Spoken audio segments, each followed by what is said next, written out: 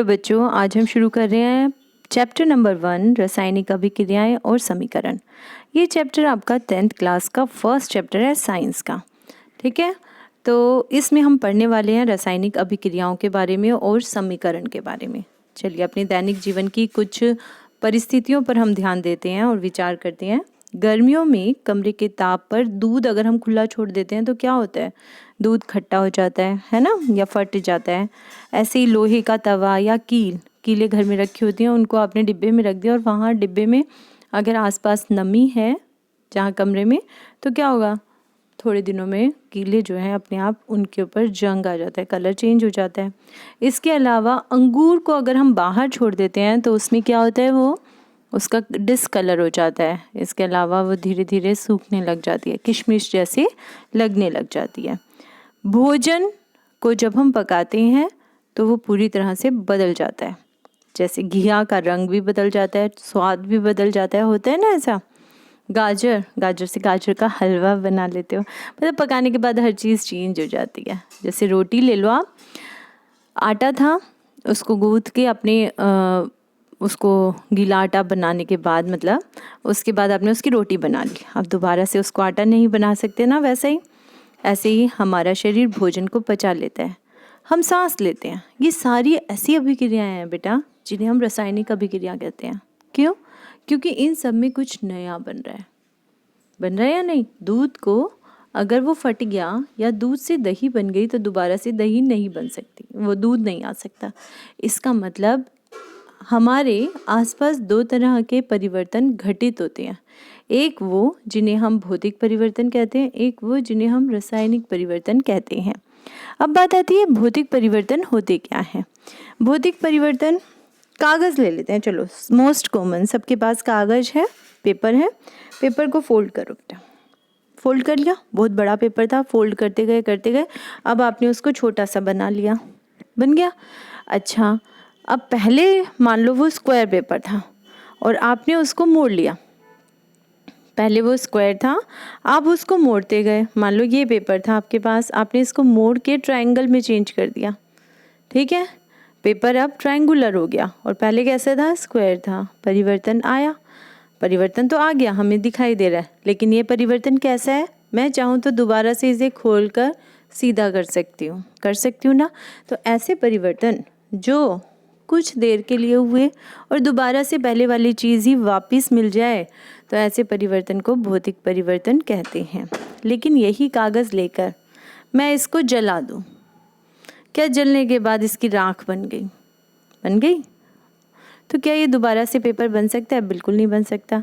तो ऐसे परिवर्तन को हम रासायनिक परिवर्तन कहते हैं। अब बताओ मुझे, मैंने एक पेपर लिया है, इसको मैं काट दूं, अगर काट दिया मैंने पीसेस में, तो वो दोबारा से पेपर बन जाएगा या नहीं बनेगा? तो मैंने ये क्वेश्चन अपनी क्लास में पूछा और उन्होंने, ज़्यादातर बच्चों ने कहा रासायनिक अभिक्रिया में हम दोबारा से पेपर कैसे बन सकता है? बन सकता है, उतना ही बड़ा पेपर बना सकते हो। सारे टुकड़े आपके पास है तो उन्हें चिपका दो, तो दोबारा से आपको पेपर मिल जाएगा ना। तो ऐसा परिवर्तन क्या कहलाया? भौतिक परिवर्तन, जिसके अंदर पहले वाली चीज़ दोबारा से आपको मिल जाती है। ऐसे परिवर्तन को हम भौतिक कहते हैं। आगे चलते हैं। चलिए, अब रासायनिक परिवर्तन बेसिकली हम पढ़ने वाले हैं बच्चों। उसके लिए सबसे मोस्ट कॉमन उदाहरण जो लेके चल रहे हैं वो है मैग्नीशियम रिबन। मैग्नीशियम रिबन जो होता है बेटा, वो बेसिकली आपकी चोटी वाला रिबन या सैटिन रिबन नहीं होता। ये रिबन मेटल का बना होता है, धातु का होता है, लेकिन बहुत पतला होता है कि मोड़ मोड़ के गोल बनाया होता है। आपने स्कूल में देखा भी होगा, आपके टीचर्स ने 9th क्लास में भी ये प्रैक्टिकल कराया होगा। ऐसे जैसे कछुआ छाप की कॉइल होती है ना, लपेटी हुई होती है, बिल्कुल ऐसे ही ये बिल्कुल पास लपेटा हुआ होता है। ठीक है, जैसे लास्टिक वगैरह का गट्ठर मिलता है, लेस का गट्ठर मिलता है ना, वैसा लपेटा हुआ होता है। लेकिन इसको बोलते हैं मैग्नीशियम रिबन। होती है ये तार की पत्ती एक। ठीक, इस पत्ती को अगर हम लें और जलाएं तो क्या होगा बेटा? ये सेटअप देख रहे हो, ये आपका इम्पोर्टेंट भी है। इस बार मैं इस बार के हिसाब से करा रही हूँ आपको सिलेबस, मतलब कोविड के हिसाब से बेटा। कोविड में बहुत सारी चीज़ें रिड्यूस हुई हैं, तो मैं चैप्टर में से वही चीज़ें आपको पढ़ाने वाली हूँ जो इम्पोर्टेंट है। तो चिमटे से पकड़ के अगर हम इस मैग्नीशियम रिबन को जलाएं तो इसके अंदर से जो लो निकलेगी वो बिल्कुल सफ़ेद रंग की निकलेगी। जबकि कोई चीज़ जब जलती है तो पीले रंग की लो निकलती है, आपने देखा होगा, कागज़ जलाओगे पीले रंग का, लेकिन पटाखों के अंदर सफ़ेद रंग की भी आपको जब भड़ाम की आवाज़ होती है देखा होगा, तो सफ़ेद रंग का उसके अंदर से चमक निकलती है। इसमें से भी जो लो निकलेगी वो सफ़ेद रंग की होगी। तो इसका जो पाउडर भी खट्टा होगा बेटा वो भी सफ़ेद रंग का होगा, काले रंग का नहीं होगा। इस पाउडर को बोलते हैं मैग्नीशियम ऑक्साइड। और ये कैसे बना? जब मैग्नीशियम को ऑक्सीजन की उपस्थिति में जलाया गया या दहन करवाया गया तो मैग्नीशियम ऑक्साइड आपको मिला।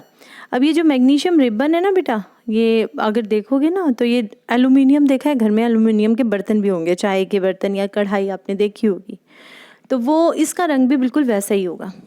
इसको रगड़ के साफ़ किया जाएगा। रगड़ने के लिए किसका यूज़ किया गया? रेगमाल का यूज़ किया गया। ठीक है, क्यों? क्योंकि इसका रंग बदला हुआ है, इसके ऊपर ऑक्साइड और सल्फाइड की परत जमी हुई है। आगे चलते हैं बेटा। आपने देखा होगा कि चमकदार श्वेत लो के साथ मैग्नीशियम रिबन का दहन होता है और ये श्वेत चूर्ण में परिवर्तित हो जाता है। यह मैग्नीशियम ऑक्साइड का चूर्ण है। और ये कैसे बना था? वायु की उपस्थिति में ऑक्सीजन तथा मैग्नीशियम के बीच होने की वाली अभिक्रिया के कारण ऐसा हुआ। चलिए अब पढ़ते हैं क्रियाकलाप 1.2। ये भी आपका इस बार आ रहा है। 1.2 क्रियाकलाप में क्या है? अगर हम लेड नाइट्रेट का घोल लें, उसमें पोटेशियम आयोडाइड का घोल मिला दें। लेड नाइट्रेट लिया, पोटेशियम आयोडाइड का घोल दोनों को मिला दिया तो क्या होगा? ये आपका क्वेश्चन है जो पूछा जाएगा। तो बताइए क्या होगा? तो बच्चों अगर हम इस रिएक्शन को करते हैं तो हमने क्या देखा, आपने ये वर्कशीट में भी पढ़ा था। यदि लेड नाइट्रेट और पोटेशियम आयोडाइड को मिलाया जाए, दो चीज़ों को हमने मिला दिया। कौन कौन सी चीज़ें थी वो? एक हमारे पास था बेटा लेड नाइट्रेट और दूसरा था पोटेशियम आयोडाइड। इन दोनों को मिला दिया जाए तो क्या होगा? ये बनेगा लेड आयोडाइड। अब कैसे पता लगेगा ये बन गया? जब हम इन दोनों को अलग अलग टेस्ट ट्यूब में डालेंगे, ठीक है, थोड़ा थोड़ा पाउडर डाला, पानी डाला, मिक्स कर दिया। ऐसे ही दूसरी का भी पाउडर डाला, पानी डाला, मिक्स कर दिया। उसके बाद दोनों में से किसी को भी आपस में मिला दीजिए।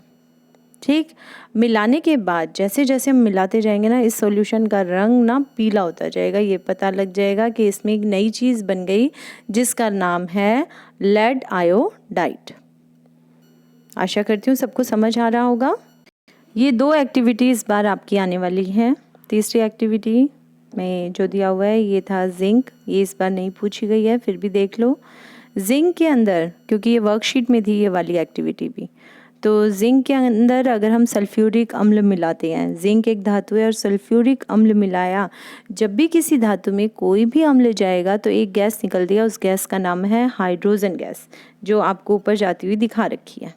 ठीक है, हाइड्रोजन गैस जो है ये आपको सबको दिखाई दे रही है अच्छे से। हाइड्रोजन गैस, ये देखिए, ये रही हाइड्रोजन गैस बाहर निकलती है जब भी कोई धातु लोगे और उसे किसके साथ अभिक्रिया कराओगे? किसी अम्ल के साथ अभिक्रिया कराओगे तो हमेशा एक गैस निकलेगी जिसका नाम है हाइड्रोजन गैस। और क्या बनेगा बेटा? इसमें लवण बने शुरू हो जाएंगे। ठीक है, सोडियम जिंक सल्फेट के लवण इसमें बनेंगे। चलिए अब क्या करते हैं, आगे चलते हैं। अब कोई भी अभिक्रिया होती है, अभिक्रिया का पता कैसे चलता है? इन चार परिस्थिति में से एक परिस्थिति उसमें हो रही होगी। चार क्या क्या है? या तो उसकी अवस्था में परिवर्तन आ रहा होगा। अब अवस्थाएं कौन कौन सी होती हैं? बात ये आती है, अवस्थाएं हमारे पास चार तरह की होती हैं। ठोस, जिसे हम सॉलिड से लिखते हैं, द्रव जिसे हम लिक्विड से लिखते हैं, गैस जिसे हम जी से लिखते हैं। इसके अलावा एक और स्टेट होती है बेटा, एक और अवस्था होती है जिसे हम जलीय लिखते हैं, मतलब जल में घुलने के बाद। जैसे चौक लिया, जल में घोल दिया, क्या वो पूरी तरह से घुल गया? क्या वो लिक्विड बन गया? नहीं, वो अलग अलग रहा दोनों चीज़, लेकिन जल में घुला हुआ है। तो इसको क्या बोलते हैं? एक्वस। क्या बोलते हैं? AQ aqueous. ठीक है, तो 4 हमारे पास अवस्थाएं होती हैं, सॉलिड, लिक्विड, गैस और एक्वस। रंग में परिवर्तन हो सकता है, जैसे अभी हमने जो अभिक्रिया की थी उसमें रंग में परिवर्तन हुआ था। हमने लेड नाइट्रेट लिया था, हमने पोटेशियम आयोडाइड लिया था, दोनों को मिलाया था। दोनों का रंग पहले एक रंगहीन था और एक दूधिया रंग का था। दोनों के मिलाने के बाद पीला रंग बना जिसका नाम था लेड आयोडाइड। या किसी गैस का निकास हो सकता है, जैसे कि इसमें देखा हमने एक धातु ली, उसके अंदर अम्ल डाल दिया। धातु थी जिंक, अम्ल था सल्फ्यूरिक अम्ल, दोनों को मिलाया, एक गैस निकली जिसका नाम था हाइड्रोजन गैस। तो गैस का निष्कासन हो सकता है। या फिर तापमान में परिवर्तन आ जाता है। यहाँ जब अभिक्रिया होगी ना, तब भी इस फ्लास्क को, ये कौन सा फ्लास्क है, ट्रायंगुलर फ्लास्क है ना बेटा, इसको बोलते हैं शंक्वाकार। कौन की जैसी है, शंकु जैसा है, इसलिए शंक्वाकार फ्लास्क है। और इसे अगर हम हाथ लगा के देखें तो ये गर्म हो जाएगा, मतलब तापमान में परिवर्तन हुआ। तो इनमें से कुछ भी होगा, हो सकता है कई चीज़ें साथ हो रही हो और हो सकता है एक ही चीज़ हो रही हो, लेकिन होगा, और इसी को ही हम कहते हैं रासायनिक अभिक्रिया। ठीक है, चलिए अब आती है बात रासायनिक समीकरण लिखते कैसे हैं। अभिक्रिया हो गई, मैग्नीशियम लिया, ऑक्सीजन में जला दिया, अभिक्रिया हो गई, और क्या बन गया, मैग्नीशियम ऑक्साइड भी बन गया। ये भी हमें समझ आ गया, वेरी गुड। अब इसे लिखे कैसे, लिखने का जो तरीका है इसे ही हम कहते हैं समीकरण। ठीक है, हमने लिया मैग्नीशियम, हमने लिया ऑक्सीजन, इसको लिख दिया उल्टे हाथ की तरफ और इनका नाम रख दिया अभिकारक। कितने बच्चों को समझ आ रहा है कि इसका नाम अभिकारक है। अभिकारक को मिला दिया, मिलाने के बाद अभिक्रिया हो गई और क्या बन गया, उत्पाद, मतलब मैग्नीशियम ऑक्साइड। तो ये आपकी 1.1 पहली अभिक्रिया है जो आप सबको समझ आ गई होगी। अच्छा, अभिकारक 2 हैं, उनके बीच में प्लस लगा दिया, जितनी ज़्यादा होंगी उतने प्लस लगाते जाना। चलिए, लिखने के लिए संकेत का प्रयोग करना। जब भी हम रिएक्शन लिख रहे हैं बेटा, अभिक्रिया लिख रहे हैं, तो या तो इतना बड़ा बड़ा लिखो मैग्नीशियम पूरी स्पेलिंग, जमा ऑक्सीजन मैग्नीशियम ऑक्साइड। लिखने का तरीका है कि उनके संकेत लिख दो, मैग्नीशियम Mg, ऑक्सीजन O2 बन गया MgO2, MgO, मैग्नीशियम ऑक्साइड। चलिए आगे करते हैं, अब बात करते हैं इसमें जो ये रासायनिक अभिक्रिया हमें लिखनी है समीकरण के रूप में, इसका महत्व क्या है बताओ। हमने 9वीं क्लास में बेटा एक बात पढ़ी थी। वो बात क्या थी, हमने ये कहा था कि हमारे पास द्रव्यमान संरक्षण का एक नियम था। हम ये कहते थे कोई अभिक्रिया हुई, जितना द्रव्यमान पहले था अभिक्रिया से पहले, उतना ही द्रव्यमान अभिक्रिया के बाद होगा। मतलब ना तो द्रव्यमान का सर्जन होता है, ना वो बढ़ता है ना वो घटता है। ठीक, जितना है उतना ही रहेगा। ठीक, अब इस बात को सत्य करने के लिए हम क्या कर सकते हैं, जितनी परमाणुओं की संख्या रिएक्शन से पहले थी उतनी ही बाद में होनी चाहिए, है ना। हर एक तत्व के अलग अलग परमाणु अभिक्रिया में भाग लेते हैं, तभी तो अलग अलग फार्मूले बने हुए हैं। फार्मूले कैसे, जैसे कार्बन को हम C से लिख सकते हैं, लेकिन ऑक्सीजन गैस कभी अकेले मिलती नहीं, O2 में मिल रही है। कार्बन डाइऑक्साइड का फॉर्मूला CO2, सबके फॉर्मूले अलग अलग है ना। जल का फॉर्मूला H2O। इनका क्या मतलब है, इसका मतलब है इसमें एक परमाणु, इसमें 2 परमाणु, मिलके टोटल कितने परमाणु हैं, ये 3 परमाणु। इसके 2, इसका 1, कितने परमाणु हैं, 3 परमाणु, है ना। तो ऐसे ही जो हम अभिक्रिया लिख रहे हैं, उस अभिक्रिया को लिखते वक्त भी ये भी याद रखना है कि द्रव्यमान संरक्षण का नियम का पालन हो रहा हो। मतलब अगर हमने यहाँ पर Mg लिखा और यहाँ O2 लिखा, तो मुझे क्या पता लगा, मुझे पता लगा यहाँ 2 परमाणु ऑक्सीजन के हैं, यहाँ 1 परमाणु मैग्नीशियम का है, बन गए 3 परमाणु, जमा हो रहा है ना। और यहाँ पर कितने हैं, 1 मैग्नीशियम 1 ऑक्सीजन, कितने बन गए, 2 परमाणु। तो ये तो संतुलित नहीं है, यहाँ 3 परमाणु भाग ले रहे हैं, बन रहे हैं 2 परमाणु, ये तो गलत हो जाती रिएक्शन। इसलिए इसको क्या करें, इसको संतुलित कर देते हैं। संतुलित मतलब ऑक्सीजन यहाँ 2 है ना, मैं यहाँ भी 2 कर देती हूँ, इसके साथ ही लगाना पड़ेगा, Mg तो इसके साथ चिपका हुआ है, तो Mg के भी 2 हो गए। और यहाँ कितना है बेटा आगे की तरफ 1 है, यहाँ भी 2 कर दिया। अब ये अभिक्रिया संतुलित है। चेक करें समीकरण संतुलित है या नहीं। 2 + 2 4, और यहाँ पर 2 मैग्नीशियम का 2 ऑक्सीजन का, ये भी बन गए 4। अच्छे से आ गया समझ। चलिए, तो महत्व ये है कि पहला तो हमें उसको दर्शाने के लिए तत्वों के छोटे रूप का प्रयोग कर रहे हैं। ठीक है, परमाणु संख्या बराबर होनी चाहिए, इससे ये पता लग जाता है। शब्दों में लिखेंगे तो हम उसके आगे हम 2-3 परमाणु थोड़ी लिखेंगे, नहीं, हमें समीकरण लिखने से ही ये पता लगता है कितने परमाणु भाग ले रहे हैं। ठीक है, दूसरी बात, संतुलित कैसे करें। संतुलित करने के लिए एक तो तरीका मैंने आपको बता दिया, अभी तरीका फिर भी समझ नहीं आया। कौन सा तरीका था? मैंने ये कहा, हमने उदाहरण लिया था Mg का, उसमें यूज़ किया O2 और बन गया था MgO। एक तरीका, जब मैं भी छोटी थी तब मैं ऐसे करती थी, मुझे याद नहीं रहता था, अभी तो मैंने आपको ओरली बता दिया था। तो मैं क्या करती थी, जैसे बुक में दिया हुआ था, जितने तत्व हैं, एक Mg है, टोटल इस रिएक्शन में 3 तत्व नहीं है, 2 ही तत्व हैं, मैंने दोनों के नाम लिख लिए। अच्छा, उसके बाद मेरा काम क्या होता था, मैं लेफ़्ट हैंड साइड लिखती थी, फिर राइट हैंड साइड लिखती थी। लेफ़्ट हैंड साइड पर मुझे पता लगा Mg जो है वो 1 है, यहाँ भी 1 है, ये लिख दिया।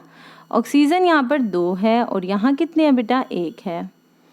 मुझे करने हैं दोनों बराबर, तो क्या करूँ, मैं यहाँ 1 को 2 से गुना कर देती हूँ, O को। अब यहाँ मैं नीचे तो 2 से गुना नहीं कर सकती, मैं आगे गुना कर दूँगी 2 से। जैसे मैंने इसको 2 से गुना किया तो Mg भी अपने आप 2 से गुना होने लग गया, क्योंकि ये भी डबल हो गया। अब ये यहाँ डबल हुआ तो मुझे यहाँ भी इसको डबल करना पड़ेगा, तो मैं यहाँ भी 2 लगा दूँगी। बात आ गई समझ? ऐसे हुआ। अब जैसे अगली रिएक्शन ये दे रखी है, इसको संतुलित करना है, करें।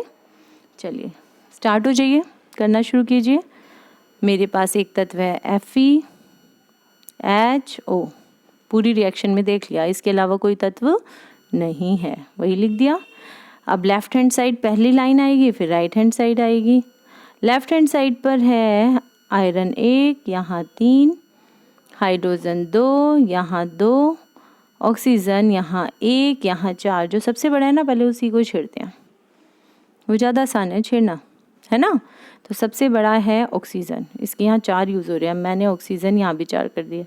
अब यहाँ 4 करते ही ऑक्सीजन किसके साथ बैठा है, आयरन के साथ।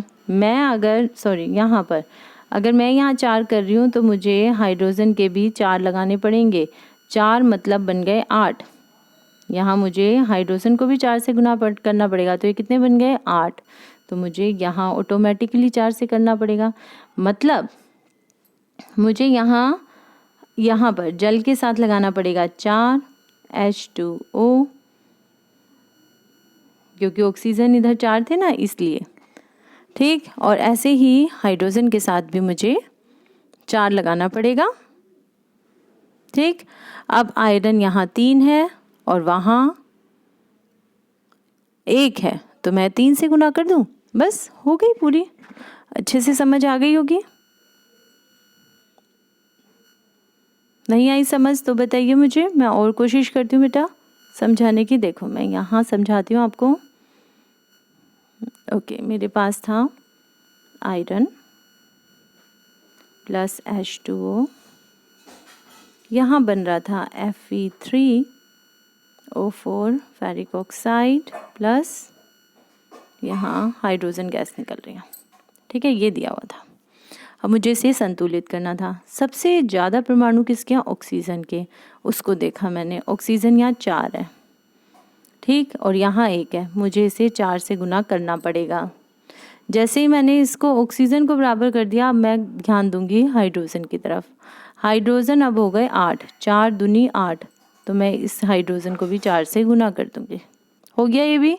अब मैं देखूंगी छोटे वाला जो अलग जा रहा है वो है 3, यहाँ ये अकेला है, मैं इसको 3 से गुना कर दूं, बस संतुलित हो गई। आसान था। अगला देखते हैं। और कोई है इसमें रिएक्शन, देखो जरा ध्यान से। भौतिक संख्या अवस्थाओं के संकेत लिखना। कोई भी रासायनिक अभिक्रिया होगी बेटा तो उसके साथ में भौतिक अवस्था ज़रूर लिख देना। भौतिक अवस्था क्या होती है बेटा? मैंने आपको 4 अवस्थाएं बताई हैं, ठोस, द्रव, गैस और जलीय। जिसको आपने लिखा हुआ है गैस के लिए G और तरल के लिए L दिखाई दे रहा है, और एक्वस मतलब जलीय, जल में घुला हुआ, और सॉलिड के लिए S। ठीक है, तो इससे भौतिक अवस्था लिखने से क्या फ़ायदा होता है बेटा? जो रासायनिक समीकरण है वो पूरी तरह से सूचना देगा, अधिक सूचना हमें देने वाला बन जाएगा। ठीक, चलिए अगला संतुलित करेंगे या संतुलित है ये चेक करेंगे। कार्बन मोनोऑक्साइड हाइड्रोजन के साथ दोनों को मिलाया गया तो क्या बन गया? यहाँ पे मिथेनॉल बन गया, और हमें चेक करना है ये संतुलित है या नहीं। तो शुरू हो जाते हैं। कार्बन में 1, यहाँ भी 1, ये तो संतुलित है। ऑक्सीजन का चेक करें, 1, यहाँ भी 1, ये भी संतुलित है। हाइड्रोजन चेक करते हैं, 4 और 2 और 2, 2 गुना 2 4, 3 जमा 1 4, ये तो संतुलित है। ऐसे ही अगली रिएक्शन भी आपकी संतुलित है। ये प्रकाश संश्लेषण की अभिक्रिया है, ये नाम से पूछा जा सकता है, ये याद रखनी हमें। प्रकाश संश्लेषण अभिक्रिया, जब सूर्य के प्रकाश में हरे पौधे क्लोरोफिल का प्रयोग करके अपना स्वयं भोजन बनाते हैं उसको प्रकाश संश्लेषण कहते हैं। तो यहाँ पर कार्बन डाइऑक्साइड और जल का प्रयोग करके क्या बना रहे हैं बेटा? ग्लूकोज बना रहे हैं, C6H12O6, और बहुत सारी ऑक्सीजन निकल रही है और साथ में ऊर्जा निकल रही है। यही आपका जल की कुछ बूंदें ऊर्जा, यही आपका प्रकाश संश्लेषण अभिक्रिया है। चलिए क्वेश्चन आंसर की तरफ आते हैं। वायु में जलने से पहले मैग्नीशियम रिबन को क्यों साफ कराया जाता है? ये मैं आपको बता चुकी हूँ। इसको नीचे जो क्वेश्चन है इन्हें आपको लिखकर बताना पड़ेगा बेटा। चलिए इसके लिए क्वेश्चन आंसर के लिए अलग से एक वीडियो बना दी जाएगी। तो पहला आपका टॉपिक क्लियर हो रहा है। अगले टॉपिक के लिए रासायनिक अभिक्रियाओं के प्रकार के लिए मैं नेक्स्ट वीडियो बनाऊंगी। आप इसे करिए, समझिए, और नहीं समझ में आता तो मुझे बताइएगा।